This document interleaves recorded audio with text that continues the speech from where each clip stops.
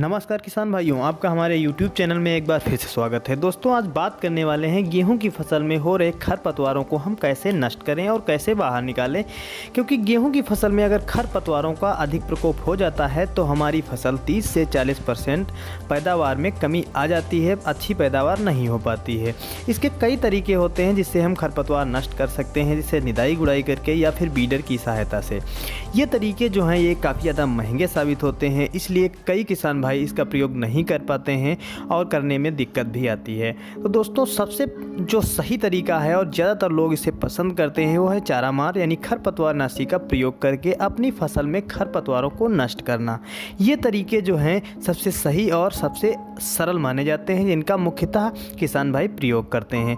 और दिक्कत यहाँ पर ये आती है कि कई किसान भाई ये नहीं जानते हैं कि कौन सी जो खरपतवार नाशी हम प्रयोग कर रहे हैं वह किस फार्मूलेशन की है और वह किस काम में आती है, यानी वह सकरी पत्ती को नष्ट करती है या चौड़ी पत्ती। किसान दोस्तों, गेहूं की फसल में मुख्यतः दो प्रकार के खरपतवार पाए जाते हैं, एक चौड़ी पत्ती वाला, दूसरा सकरी पत्ती वाला। तो हम आप लोगों को आज इसमें यह बताएंगे कि कौन से फार्मूलेशन की जो दवा होती है वह चौड़ी पत्ती में काम करती है और कौन से फार्मूलेशन की दवा सकरी पत्ती में काम करती है।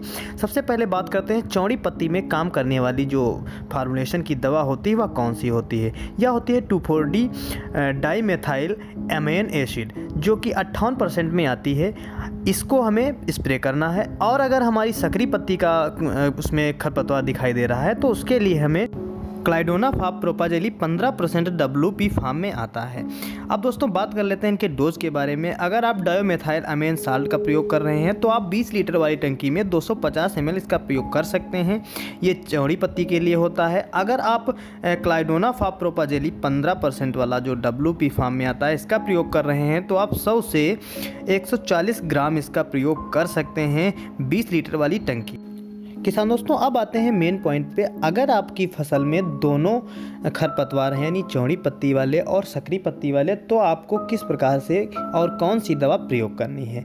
तो आपको सिंपल है, यानी दोनों दवा प्रयोग करनी है, यानी चौड़ी पत्ती वाली भी और सकरी पत्ती वाली भी। इसके डोज के बारे में भी बता देते हैं, वही डोज सेम रहेगा।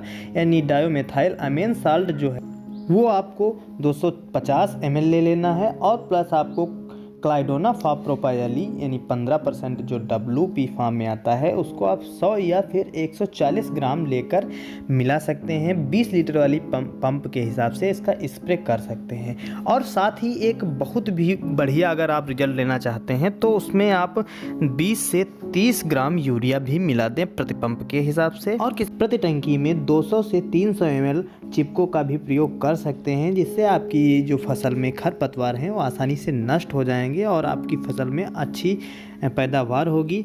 तो किसान दोस्तों, अगर आप किसी भी खरपतवार नाशी का प्रयोग कर रहे हैं तो इन तरीकों का ध्यान दीजिए। अगर इन तरीकों का ध्यान आप नहीं रख रहे हैं तो आपको नुकसान उठाना पड़ सकता है और आपकी फसल के जो खरपतवार हैं वह नष्ट नहीं होंगे।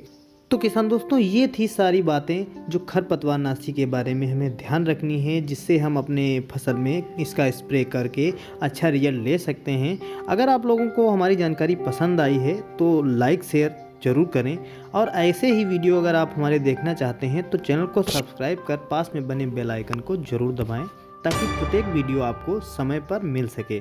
दोस्तों, मिलते हैं अगली जानकारी के साथ अगले वीडियो में। तब तक के लिए जय जवान जय किसान।